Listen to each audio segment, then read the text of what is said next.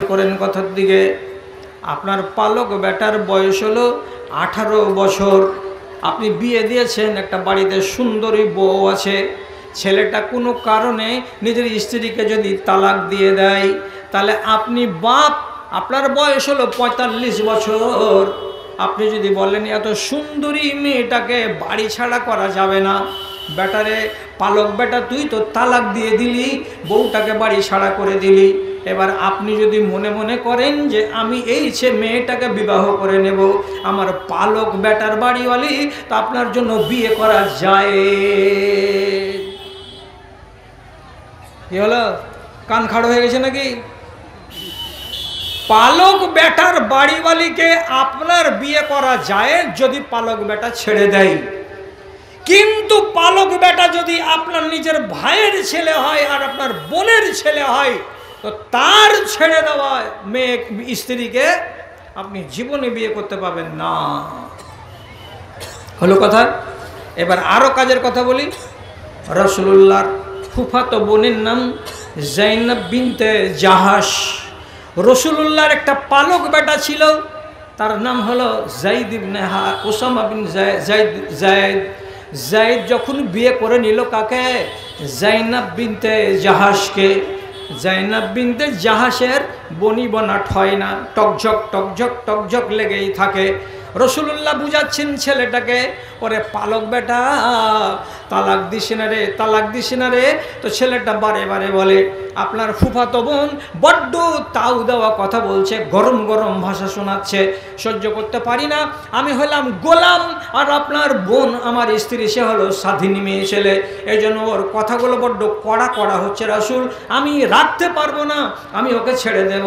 এই বলে যখন তাকে ছেড়ে দিল, আল্লাহর কোরআন সাথে সাথে বলছে ফালাম্মা কাজা যায়েদুন ওয়াতারা, যেদিন যায়েদ ছেড়ে দিল তার স্ত্রী কাকে? জাইনাবকে। যায়েদ ছিল রাসূলুল্লাহর পালক বেটা।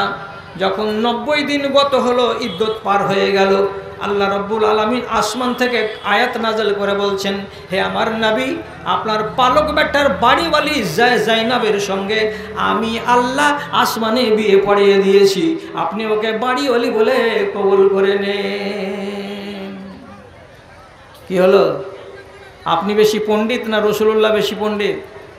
পালক বেটার স্ত্রীকে রাসূলুল্লাহ বিয়ে করে নিলেন, এ তো হালাল। এই ছেলেটা কার কোল থেকে আপনি নিয়ে এসেছেন? আর নিয়ে এসে 1 বিঘা জমি দিয়ে জি ভরল না, 2 বিঘা দিয়ে দিলেন, 2 বিঘা জমি দিয়ে জি ভরল না, 4 বিঘা দিয়ে দিলেন। আপনি কি বাপের জমিদারি পেয়েছেন নাকি?